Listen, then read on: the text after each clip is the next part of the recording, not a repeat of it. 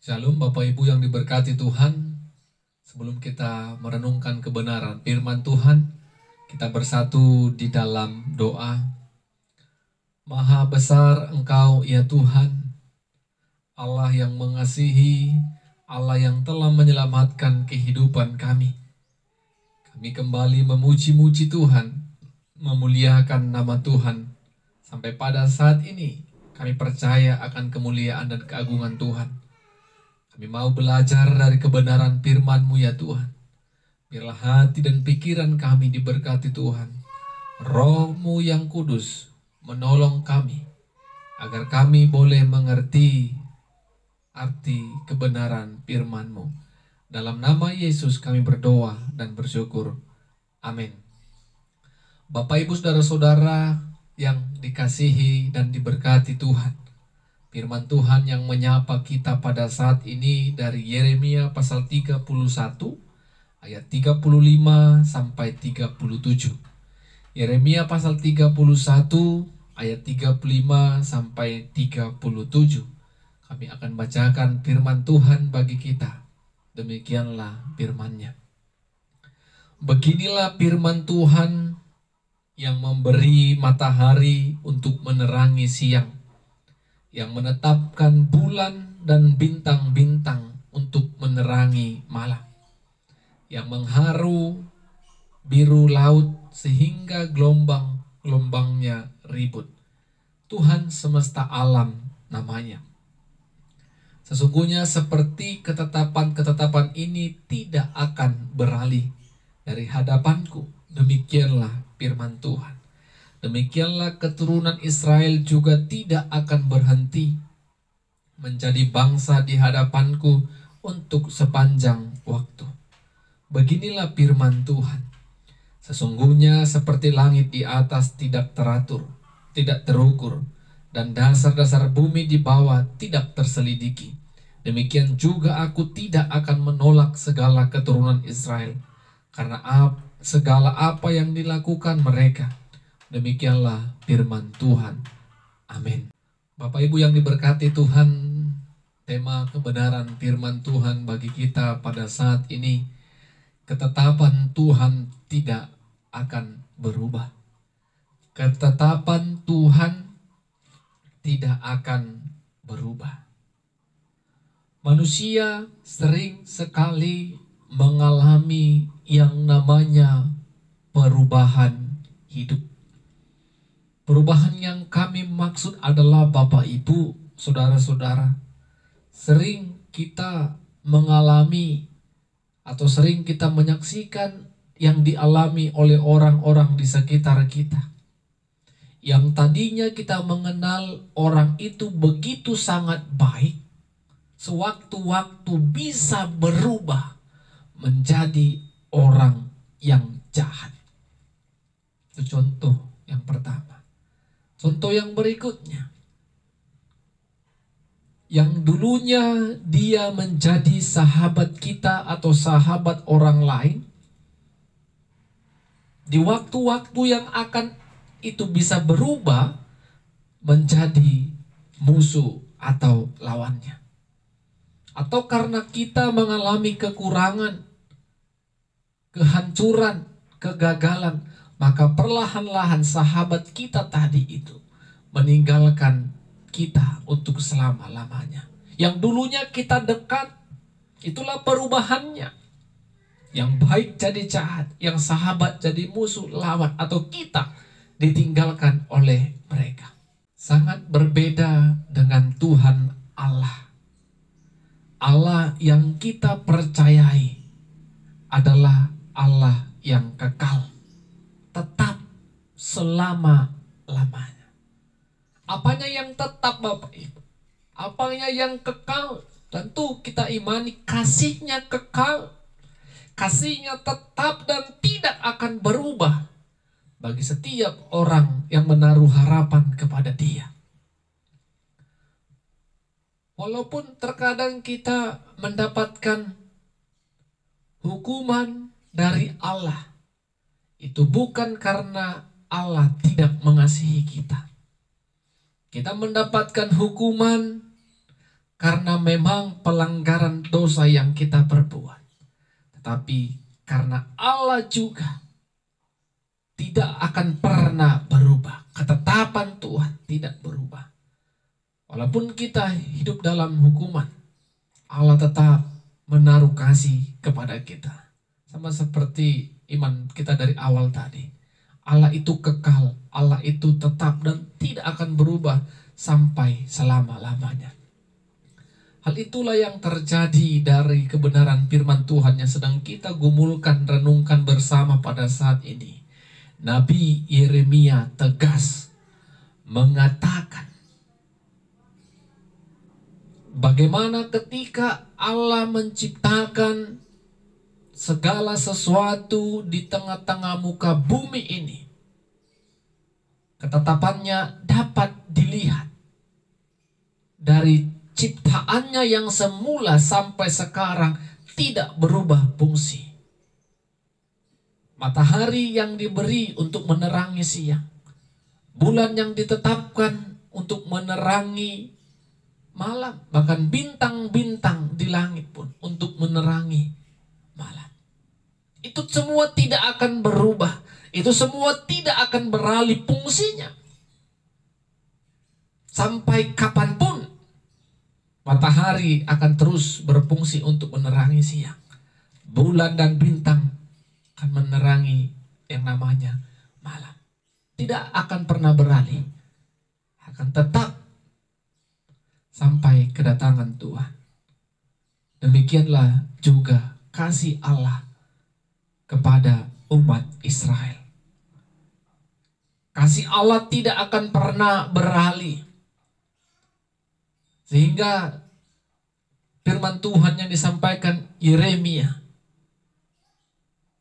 kalau umat Allah, bangsa Israel akan menjadi umatnya sepanjang waktu. Bukan hanya itu, umat Allah juga, segala keturunan Israel juga akan menjadi umat Tuhan.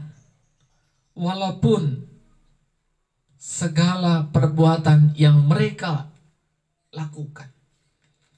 Itu mau mengatakan Bapak Ibu yang diberkati Tuhan, walaupun terus hidup bangsa Israel pada saat itu melakukan kejahatan, mereka dibuang ke pembuangan dan mereka dibebaskan dari pembuangan. Semua itu karena Allah mengasihi mereka. Allah tidak akan membiarkan mereka karena ketetapannya jelas. Allah akan terus memberkati umat pilihannya. Tidak akan pernah berubah. Kasih setia Tuhan itu sepanjang waktu, sepanjang masa.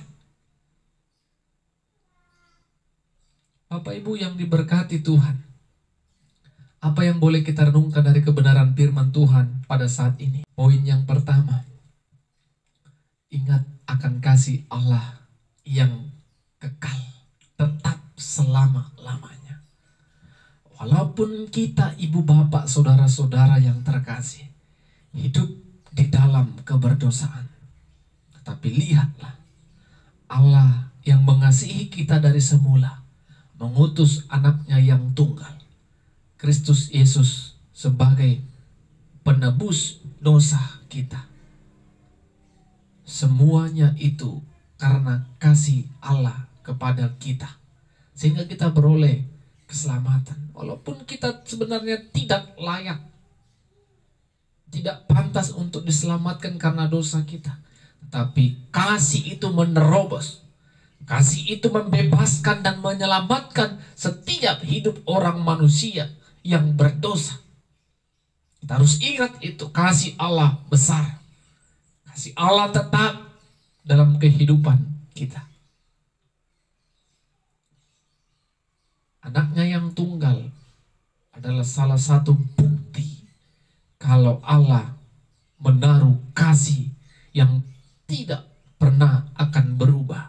Poin yang kedua, kalaupun Bapak Ibu dan kita semua saudara-saudara sedang dipase dalam penderitaan, kesulitan, kekecewaan atau kegagalan, Jangan pernah berprasangka buruk kepada rencana Tuhan.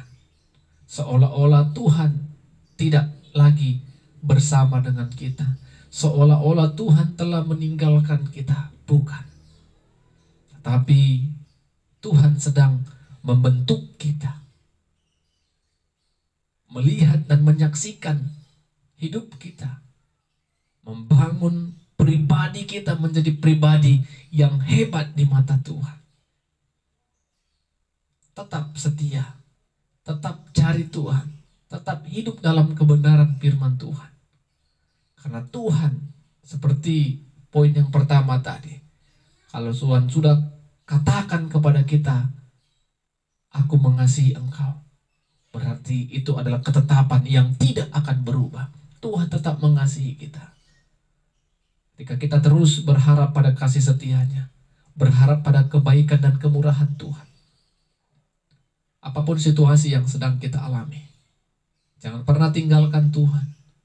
Jangan pernah salahkan Tuhan.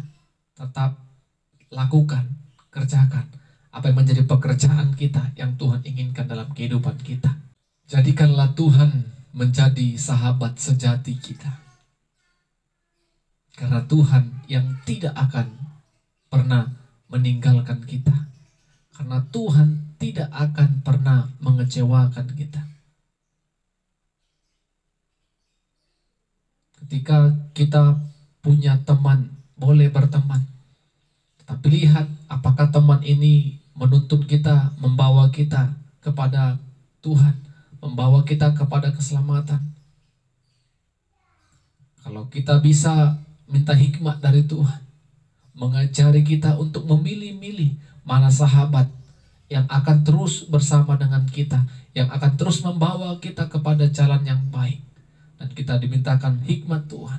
Perlahan-lahan kita boleh membeda-bedakan mana sahabat yang harus tetap kita jadikan sahabat yang akan terus bersama dengan kita, memuliakan, melayani Tuhan. Tapi lihatlah, ada terkadang sahabat yang akan terus menjatuhkan kita, menjerumuskan kita, tak kalah akan terus menjadikan kita lawan dan kita akan ditinggalkan olehnya.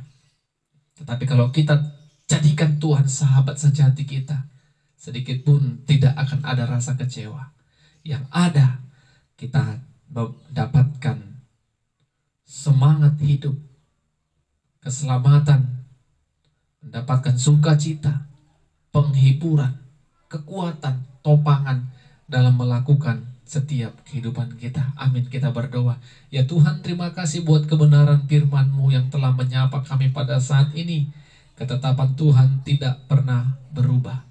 Kasih Tuhan tidak pernah berubah. Berkat Tuhan tidak pernah akan berubah. Yang sedang Tuhan rencanakan dan tetapkan dalam kehidupan kami yang akan kami terima. Ajari kami Tuhan untuk terus bersabar dalam suka, duka, penderitaan, kesusahan kami. Dan kami percaya Engkau tidak pernah sedikit pun meninggalkan kami. Kasih-Mu yang terus akan kami rasakan sepanjang kehidupan kami. Bukti nyata Engkau telah berikan. Yesus sebagai anak Allah yang tunggal telah Tuhan karuniakan bagi kami. Untuk sebagai jalan penebusan dosa. Sehingga semua kami orang-orang percaya telah diselamatkan dalam Yesus. Dalam nama Yesus kami berdoa dan bersyukur. Amin. Shalom. Tuhan Yesus memberkati kita semua. Shalom Bapak Ibu Saudara-saudara yang diberkati Tuhan. Sebelum kita merenungkan kebenaran firman Tuhan, mari kita bersatu dalam doa. Terpuji termulia nama-Mu ya Tuhan yang kami kenal dalam Kristus Yesus. Kami kembali datang bersyukur karena kasih-Mu yang besar dalam setiap kehidupan kami. Kasih-Mu yang menuntun kami untuk boleh mendengarkan dan memperdengarkan firman Tuhan. Terima kasih buat kesempatan ini. Biarlah roh Tuhan menolong kami untuk mengerti dan melakukan firman Tuhan. Dalam nama Yesus kami berdoa dan mengucap syukur. Amin. Saudara-saudara, ibu bapa yang diberkati oleh Tuhan, firman Tuhan menyapa kita pada saat ini dari Yohanes pasal 12. Ayatnya yang ke-20 sampai ayat yang ke-33. Yohanes pasal 12 ayat 20 sampai 33. Kami akan bacakan firman Tuhan bagi kita, demikianlah firman-Nya. Di antara mereka yang berangkat untuk beribadah pada hari raya itu, terdapat beberapa orang Yunani. Orang-orang itu pergi kepada Filipus yang berasal dari Betsaida di Galilea. Lalu berkata kepadanya, "Tuan, kami ingin bertemu dengan Yesus." Filipus pergi memberitahukannya kepada Andreas. Andreas dan Filipus menyampaikannya pula kepada Yesus. Tetapi Yesus menjawab mereka, katanya, "Telah tiba saatnya Anak Manusia dimuliakan. Aku berkata kepadamu, sesungguhnya jikalau biji gandum tidak jatuh ke dalam tanah dan mati, ia tetap satu biji saja. Tetapi jika ia mati, ia akan menghasilkan banyak buah. Barang siapa mencintai nyawanya, ia akan kehilangan nyawanya. Tetapi barang siapa tidak mencintai nyawanya di dunia ini, ia akan memeliharanya untuk hidup yang kekal. Barang siapa melayani aku, ia harus mengikuti aku di mana aku berada. Di situ pun pelayanku akan berada. Barang siapa melayani aku akan dihormati Bapa." Sekarang jiwaku terharu, dan apakah yang akan kukatakan? "Bapa, selamatkanlah aku dari saat ini." Tidak, sebab untuk itulah aku datang ke dalam saat ini. "Bapa, muliakanlah namamu."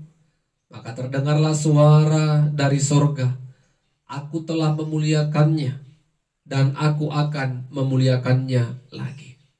Orang banyak yang berdiri di situ dan mendengarkannya berkata bahwa itu bunyi guntur. Ada pula yang berkata, "Seorang malaikat telah berbicara dengan dia." Jawab Yesus, "Suara itu telah terdengar bukan oleh karena aku, melainkan oleh karena kamu. Sekarang berlangsung penghakiman atas dunia ini. Sekarang juga penguasa dunia ini akan dilemparkan keluar. Dan aku, apabila aku ditinggikan dari bumi, aku akan menarik semua orang datang kepadaku." Ini dikatakannya untuk menyatakan bagaimana caranya ia akan mati. Amin. Saudara-saudara, Bapak Ibu yang diberkati Tuhan, tema kebenaran firman Tuhan bagi kita saat ini, kematian Yesus mendatangkan keselamatan. Kematian Yesus mendatangkan keselamatan. Bapak Ibu yang diberkati Tuhan, kalau kita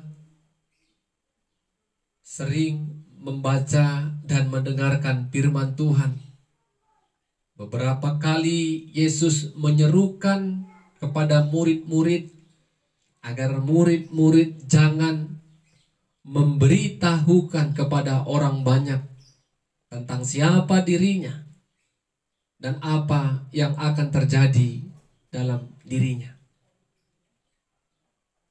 Dia menunda-nunda waktu agar murid-murid tidak segera mungkin menyampaikan apa yang mereka lihat, mereka saksikan dan dengarkan dari Yesus. Tetapi firman Tuhan saat ini, Yesus dengan terang-terangan menyampaikan bahwa kematiannya akan berlangsung. Kematiannya sesaat lagi akan terjadi, dan itu bukan hanya disampaikan kepada murid, tetapi kepada semua orang yang datang kepada dia dan mendengarkannya. Firman Tuhan ini terjadi ketika ada beberapa orang Yunani yang akan beribadah. Mereka datang kepada Filipus, "Tuan,"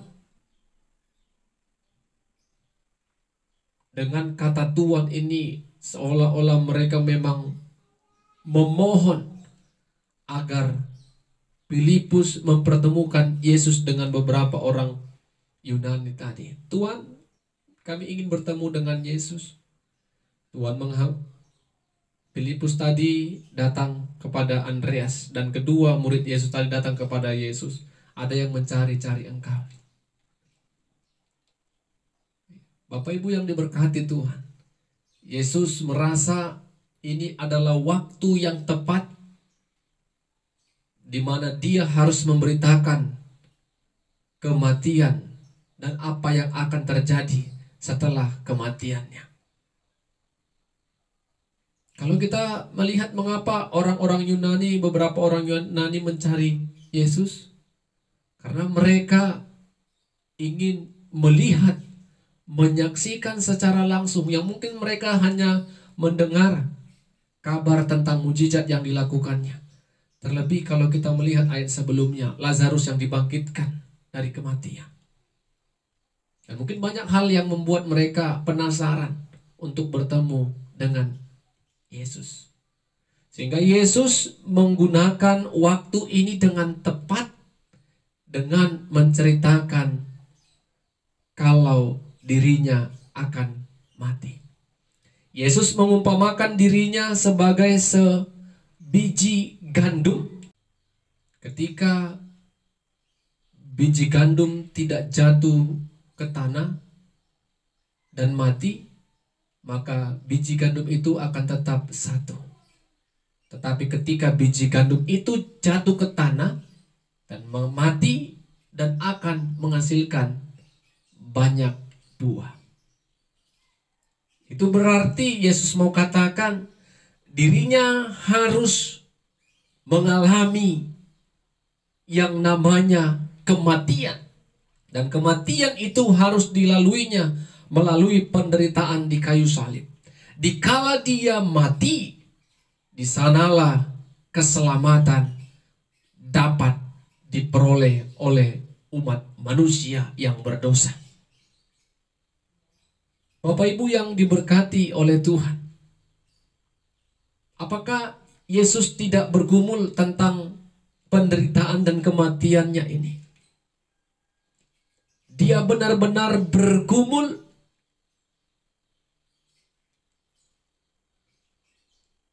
Dia benar-benar merasakan kegentaran untuk menjalani penderitaan itu. Tetapi apa yang dikatakan Yesus? Memang untuk itulah aku datang ke tengah-tengah dunia ini. Yesus sadar, Yesus paham kedatangannya ke tengah-tengah dunia ini adalah utusan Allah yang menyelamatkan manusia. Dan keselamatan itu tidaklah mudah, tetapi harus melalui penderitaan kematiannya di kayu salib. Yesus berseru, "Ya Allah, muliakanlah nama-Mu. Aku telah memuliakannya dan akan memuliakannya lagi." Melalui kematian Kristus, nama Tuhan dipermuliakan. Setelah peristiwa kematian, peristiwa kebangkitan, nama Tuhan kembali dipermuliakan. Jadi jangan pernah kita berpikir Yesus tidak bergumul. Dia bergumul, tetapi dia akui kalau kedatangannya ke tengah-tengah dunia ini memang harus mengalami penderitaan. Sehingga Yesus katakan, Bapak, Ibu, Saudara-saudara, barang siapa yang mau mengikut aku, dia harus berada bersama dengan aku. Dia harus hidup melayani aku. Dan barang siapa melayani aku, ia akan dihormati oleh Bapa. Bapak, Ibu, Saudara-saudara yang diberkati Tuhan, suatu kehormatan kita boleh terima seperti yang dikatakan Yesus ketika kita benar-benar memberikan hati, waktu, pikiran, tenaga, bahkan harta kita untuk melayani Tuhan, ikut bersama dengan Tuhan. Tentu ikut pasti di dalam keikutsertaan kita, di dalamnya ada banyak penderitaan, ada banyak pergumulan. Itu yang dikatakan Yesus, siapa yang mau mengikut aku, dia harus memikul salib. Tetapi ketika kita setia hidup dalam penderitaan salib itu, ternyata ada hal yang Tuhan berikan dalam kehidupan kita. Saudara-saudara, Bapak Ibu yang diberkati Tuhan,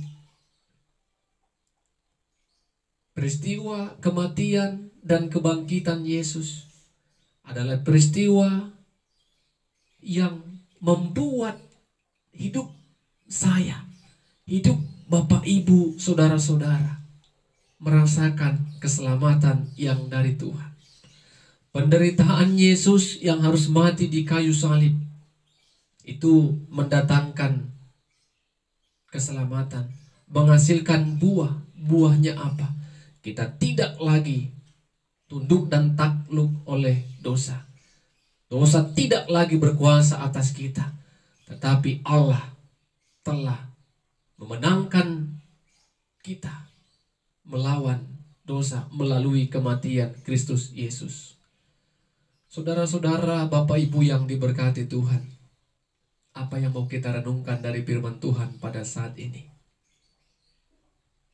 Yang pertama, tidak akan ada yang namanya kesenangan itu dialami oleh manusia tanpa mengalami penderitaan terlebih dahulu. Orang yang senang, orang yang sukses, kalau kita boleh tanya, kalau kita boleh perhatikan dan selidiki, di masa-masa lalunya pasti dia mengalami kesusahan dan penderitaan. Tetapi penderitaan itu adalah menjadi penyemangat bagi hidupnya untuk meraih keberhasilan. Kalau kita contohkan bagaimana orang tua bahagia bisa menyaksikan melihat anaknya selesai menyelesaikan studi S1-nya dan telah diwisuda, betapa bahagianya dia. Tetapi kebahagiaannya itu apakah murahan? Tidak. 4 tahun, 5 tahun dia berjuang, berdoa kepada Tuhan, menyerahkan kepada Tuhan, berjerih lelah, bercucuran keringat untuk mendapatkan uang demi menyekolahkan anak itu. Tetapi ketika penderitaan itu dia lewati, maka kebahagiaan dia akan rasakan. Keselamatan yang kita peroleh, kebahagiaan tentunya yang sudah kita rasakan, itu jangan pernah kita melupakan karena penderitaan Kristus. Hasil dari penderitaan, hasil dari salib, kita bebas dari dosa. Yang kedua, ketika Tuhan katakan, barang siapa yang mau mengikut aku, ia harus bersama dengan aku. Barang siapa yang melayani aku, dia akan dihormati Bapa. Bapak Ibu yang diberkati Tuhan, bagi kita yang sudah terjun dalam dunia pelayanan, kita bersyukur ada bagian-bagian yang telah Tuhan sediakan bagi kita. Bagi kita yang belum terjun dalam dunia pelayanan, cobalah beri hati, waktu dan segala potensi yang dalam diri kita, sehingga kita setia, taat dalam melayani Tuhan. Mengapa kita harus melayani Tuhan? Mengapa kita harus mengikut Tuhan? Tentu jelas alasannya. Karena kita telah ditebus dan karena kita telah diselamatkan. Dan yang ketiga, Bapak Ibu, kita harus imani proses Yesus disalib adalah proses yang begitu sangat penuh dengan ketakutan, kegentaran, dan kecemasan. Walaupun demikian, Yesus tetap percaya kalau rencana Allah dalam dirinya itu akan membuat semua manusia yang berdosa dibebaskan melalui peristiwa salib. Oleh karena itu bersyukurlah karena salib, karena kebangkitan kita telah diselamatkan karena anugerah, bukan karena kebaikan kita, bukan karena jerih payah kita, tetapi anugerah dan kasih Tuhan semata. Amin, kita berdoa. Kami bersyukur Tuhan, firman-Mu mengajari dan mengingatkan kami kembali bagaimana salib yang Tuhan harus rasakan, kematian, kebangkitan yang harus Tuhan Yesus jalani. Itu membuat kami merasakan hasil dari salib penderitaan Tuhan, yaitu keselamatan. Tuhan telah tebus dosa kami. Tuhan telah selamatkan kami dari maut. Terima kasih Tuhan buat anugerah Tuhan. Biarlah hidup kami setia melayani Tuhan, taat kepada Tuhan, dan kami benar-benar memberikan hati waktu kami untuk melakukan kebaikan-kebaikan yang berkenan di hadapan Tuhan. Roh-Mu yang menolong kami untuk melakukannya. Dalam nama Yesus kami berdoa dan bersyukur. Amin. Shalom.